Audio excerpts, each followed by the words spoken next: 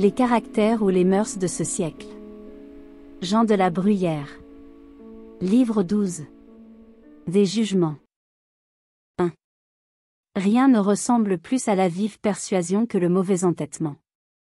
De l'allée-partie, les cabales, les hérésies. 2. L'on ne pense pas toujours constamment d'un même sujet. L'entêtement et le dégoût se suivent de près. 3. Les grandes choses étonnent, et les petites rebutent. Nous nous apprivoisons avec les unes et les autres par l'habitude. 4. Deux choses toutes contraires nous préviennent également, l'habitude et la nouveauté. 5. Il n'y a rien de plus bas, et qui convienne mieux au peuple, que de parler en des termes magnifiques de ceux-mêmes dont l'on pensait très modestement avant leur élévation. 6. La faveur des princes n'exclut pas le mérite, et ne le suppose pas aussi. 7. Il est étonnant qu'avec tout l'orgueil dont nous sommes gonflés, et la haute opinion que nous avons de nous-mêmes et de la bonté de notre jugement, nous négligions de nous en servir pour prononcer sur le mérite des autres. La vogue, la faveur populaire, celle du prince, nous entraîne comme un torrent. Nous louons ce qui est loué, bien plus que ce qui est louable. 8. Je ne sais s'il y a rien au monde qui coûte davantage à approuver et à louer que ce qui est plus digne d'approbation et de louange, et si la vertu, le mérite, la beauté, les bonnes actions, les beaux ouvrages, ont un effet plus naturel et plus sûr que l'envie, la jalousie, et l'antipathie. Ce n'est pas d'un saint dont un dévot sait dire du bien, mais d'un autre dévot. Si une belle femme approuve la beauté d'une autre femme, on peut conclure qu'elle a mieux que ce qu'elle approuve. Si un poète loue les vers d'un autre poète, il y a à parier qu'ils sont mauvais et sans conséquence. 9. Les hommes ne se goûtent qu'à peine les uns les autres, n'ont qu'une faible pente à s'approuver réciproquement. Action, conduite, pensée, expression, rien ne plaît, rien ne contente. Ils substituent à la place de ce qu'on leur récite, de ce qu'on leur dit ou de ce qu'on leur lit, ce qu'ils auraient fait eux-mêmes en pareille conjoncture, ce qu'ils penseraient ou ce qu'ils écriraient sur un tel sujet, et ils sont si pleins de leurs idées, qu'il n'y a plus de place pour celles d'autrui. 10.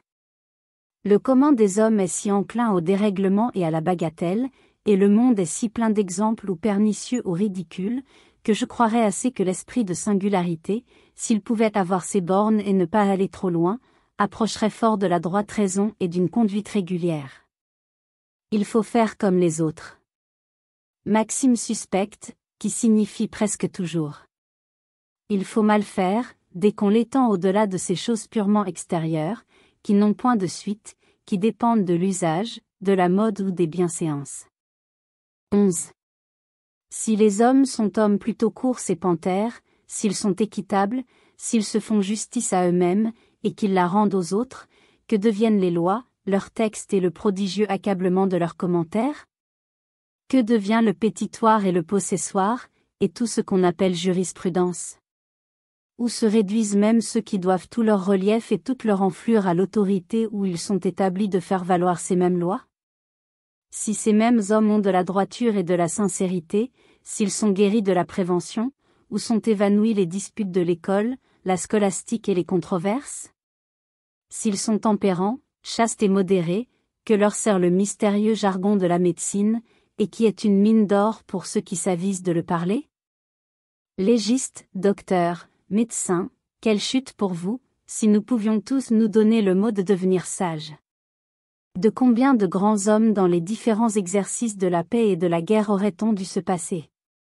À quel point de perfection et de raffinement n'a-t-on pas porté de certains arts et de certaines sciences qui ne devaient point être nécessaires, et qui sont dans le monde comme des remèdes à tous les maux dont notre malice est l'unique source? Que de choses depuis Varron, que Varron a ignorées. Ne nous suffirait-il pas même de n'être savants que comme Platon ou comme Socrate? 12.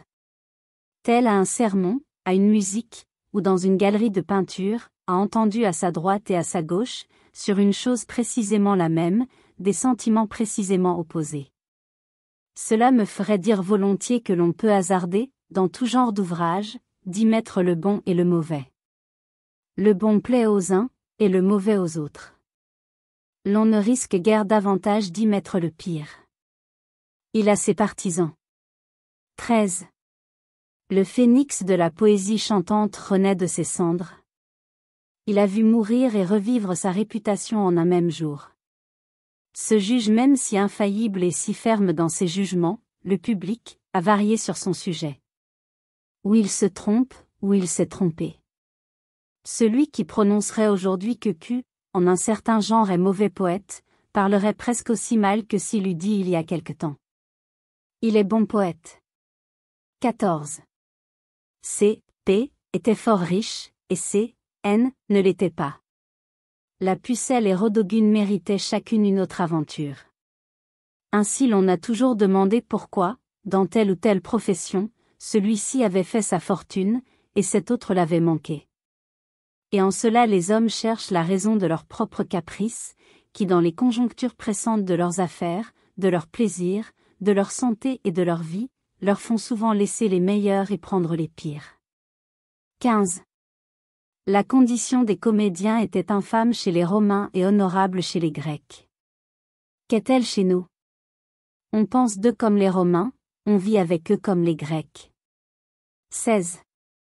Il suffisait à Batille d'être pantomime pour être couru des dames romaines. À Roé de danser au théâtre. À Rossi et à Nérine de représenter dans les chœurs, pour s'attirer une foule d'amants. La vanité et l'audace, suite d'une trop grande puissance, avaient ôté aux Romains le goût du secret et du mystère. Ils se plaisaient à faire du théâtre public celui de leurs amours. Ils n'étaient point jaloux de l'amphithéâtre, et partageaient avec la multitude les charmes de leur maîtresse. Leur goût n'allait qu'à laisser voir qu'ils aimaient, non pas une belle personne ou une excellente comédienne, mais une comédienne. 17. Rien ne découvre mieux dans quelle disposition sont les hommes à l'égard des sciences et des belles lettres, et de quelle utilité ils les croient dans la République, que le prix qu'ils y ont mis, et l'idée qu'ils se forment de ceux qui ont pris le parti de les cultiver. Il n'y a point d'art si mécanique ni de si vile condition où les avantages ne soient plus sûrs, plus prompts et plus solides. Le comédien, couché dans son carrosse, jette de la boue au visage de Corneille, qui est à pied. Chez plusieurs, savants et pédants sont synonymes. Souvent où le riche parle, et parle de doctrine, c'est aux doctes à se taire, à écouter, à applaudir, s'ils veulent du moins ne passer que pour doctes. 18. Il y a une sorte de hardiesse à soutenir devant certains esprits la honte de l'érudition. L'on trouve chez eux une prévention tout établie contre les savants, à qui ils ôtent les manières du monde, le savoir-vivre, l'esprit de société, et qu'ils renvoient ainsi dépouillés à leur cabinet et à leurs livres. Comme l'ignorance est un état paisible et qui ne coûte aucune peine, l'on s'y range en foule, et elle forme à la cour et à la ville un nombreux parti, qui l'emporte sur celui des savants. S'ils allèguent en leur faveur les noms d'Estrée, de Harlay, Bossuet, Seguier, Montausier, Ward, Chevreuse, Novion, Lamoignon, Scudéry, Pélisson, et de tant d'autres personnages également doctes et polis. S'ils osent même citer les grands noms de Chartres, de Condé, de Conti, de Bourbon, du Maine, de Vendôme, comme de princes qui ont su joindre aux plus belles et aux plus hautes connaissances et l'atticisme des Grecs et l'urbanité des Romains, l'on ne feint point de leur dire que ce sont des exemples singuliers. Et s'ils ont recours à de solides raisons, elles sont faibles contre la voix de la multitude. Il semble néanmoins que l'on devrait décider sur cela avec plus de précaution, et se donner seulement la peine de douter si ce même esprit qui fait faire de si grands progrès dans les sciences, qui fait bien penser, bien juger, bien parler et bien écrire, ne pourrait point encore servir à être poli. Il faut très peu de fond pour la politesse dans les manières. Il en faut beaucoup pour celle de l'esprit. 19. Il est savant, dit un politique, il est donc incapable d'affaires. Je ne lui confierai l'état de ma garde-robe. Et il a raison. Ossa, Ximénès, Richelieu, étaient savants. Étaient-ils habiles? Ont-ils passé pour de bons ministres? Il sait le grec, continue l'homme d'État, c'est un Grimaud, c'est un philosophe. Et en effet, une fruitière à Athènes, selon les apparences, parlait grec, et par cette raison était philosophe. Les Bignons, les Lamoignons étaient de purs Grimaud. Qui en peut douter? Ils savaient le grec. Quelle vision, quel délire au grand, au sage, au judicieux Antonin, de dire qu'alors les peuples seraient heureux, si l'empereur philosophait, ou si le philosophe ou le Grimaud venait à l'empire.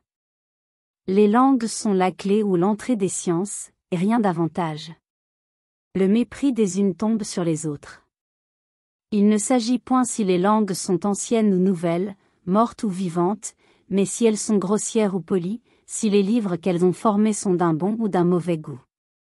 Supposons que notre langue pût un jour avoir le sort de la grecque et de la latine, serait-on pédant, quelques siècles après qu'on ne la parlerait plus pour lire Molière ou La Fontaine? Merci d'avoir écouté cette vidéo. Si cette vidéo vous a plu, vous pouvez vous abonner gratuitement à la chaîne Coin Livre Audio. N'oubliez pas de liker avec le pouce vers le haut. Vous pouvez aussi me laisser un commentaire. À bientôt.